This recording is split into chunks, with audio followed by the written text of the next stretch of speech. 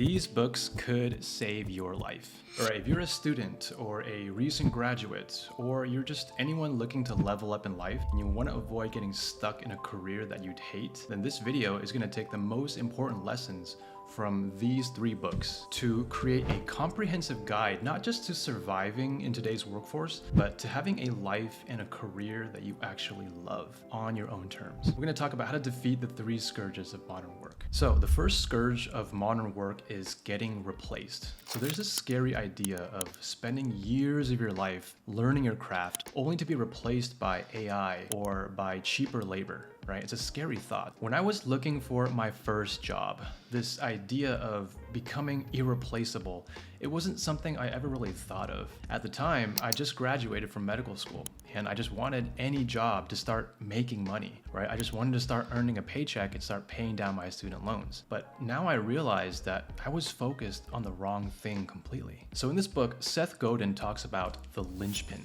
which is a person who is irreplaceable at what they do. And this concept just blew my mind. So the traditional education system, it's like a factory that just pumps out a ton of extremely similar products. And those products are students who've all learned the same things in the same way. So any student is replaceable for another. And ultimately, if you're running a factory, you want all your cogs to be identical, right? You don't want any cog to be unique from each other. You want to be able to swap one cog out for any other cog that's available. And that's the school system's main job, is to produce component labor. But is that how you really want your career to be? On the other hand, we have a linchpin, which is the part of the machine that holds all the other pieces together. And it just makes everything else better. Without it, the whole system won't function smoothly. So a linchpin is someone who has become irreplaceable.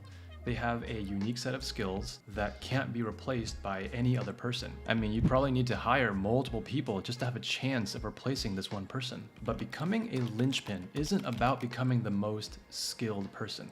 It's actually about becoming the most useful person. So for example, let's say your job was being a tour guide. You don't want to just memorize the guidebook. Instead, you want to go above and beyond. You want to learn more and discover facts that aren't even in the guidebook. You want to go off script and kind of nerd out about all the fun details that you're giving a tour about, right? Tell stories, do things that are just outside of your job description. You want to create an unforgettable experience because A, this helps your company by getting better reviews, and it helps the customer by giving them a good time. You become that linchpin that holds everyone together. Another example is if you wait tables at a restaurant, right? Don't just think about yourself as a waiter. Go above and beyond and try all the items on the menu so that you can get better at giving recommendations. Or you can learn about what items are the most popular or most ordered so that you can give suggestions that might go well with what the customer ordered. Again, this helps your restaurant do better and it helps the customer get a better experience. And the big thing here is that a linchpin can be any role. You don't need to be a CEO, or you don't need to quit your job and start a business to become a linchpin, right? But if you embrace the linchpin mindset every day, you might end up as a CEO after long enough, because that's how powerful this is. Seth Godin says that to become a linchpin, you must think about your work as a gift to the world. Because when we view our work as a gift, it gives us this unfakeable passion for finding better ways to create an amazing experience for everyone around us, which ultimately makes you irreplaceable wherever you are. So let's kill the scourge of being replaced. Think about it in your own job. If you don't want to be replaceable, try not to just keep your head down or hide in the crowd or do the bare minimum while you just wait for the day to end, right? Instead, think about how you can go above and beyond. Think about how to serve your customers, how to serve your coworkers, so that you can improve the overall system that you're in.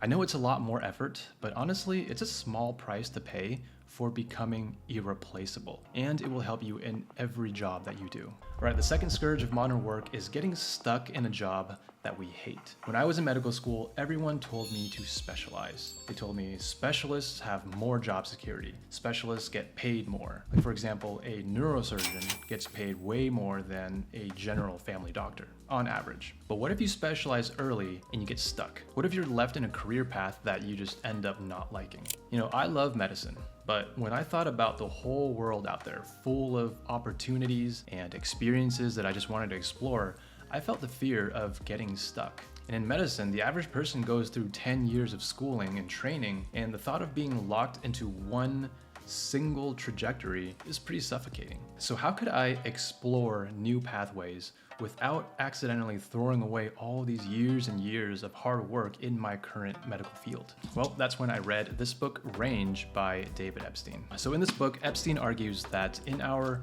complex, ever-changing world, generalists are the ones who have the advantage, not the specialists. A generalist is an individual who has broad experiences, and they can integrate information from multiple sources of knowledge, and this gives them the ability to adapt and innovate in the market. If you think about it, big breakthroughs often come from taking knowledge from one area and then applying it to another area in an innovative way. So, taking inspiration from Range, I realized that my medical background wasn't a constraint, but it was a foundation that I could start building upon. When I started creating YouTube videos, I didn't just talk about medicine. I explored a lot of different adjacent fields, things like self-improvement and productivity and cognitive psychology and learning sciences. It wasn't just one topic, but it was a synthesis of multiple fields. What this did was it helped me stand out even in a very crowded niche. And while I get to teach so many new topics, my prior experience in medicine is my foundation, and I use it to help students in more ways than just self-improvement and productivity. I talk about things like mental health and nutrition and performance and all the things that my prior career has allowed me to gain knowledge about. I even use this concept to work with my brother Matty to build the Study Quest program, which applies ideas from multiple diverse worlds like gamification and learning and psychology. And this has led to hundreds of successful students and a unique experience that can't be found anywhere else. So becoming someone with range, or a ranger as we like to call it, this is a synthesizer of different domains, and it makes the entire world your playground. And with this skill, you can avoid ever getting stuck in one job. Instead, you'll have a career that evolves as you do. All right, the third scourge of modern work is getting underpaid. When I was growing up, I thought that to be rich and wealthy, you had only two options. Either you climb to the top of the corporate ladder, or you just go full-on entrepreneur and you build the next Google or Amazon. But now there's a third way. And that way is to just get amazing at doing something. And that's what Cal Newport's book, So Good They Can't Ignore You, is about. This is the best book I've found to defeat the scourge of not being paid what you're worth. So in your career, you're gonna accumulate unique experiences, connections to others, and a lot of on-the-job skills. This whole collection of things, this is what Cal Newport calls building your career capital. You want to think about this collection of skills and connections and experiences as investments that you're accumulating over your career. These are investments that compound over time. And this is an important concept to think about early in your career, because early on you might take a job just to get a paycheck, right? Because you just want some money right away. But if you think from the lens of career capital, then you'd want to focus instead on a job that forces you to learn and be exposed to a lot of different things, because that will give you the most valuable skills and experiences. Even if it pays less today, your career capital will pay you more in the future.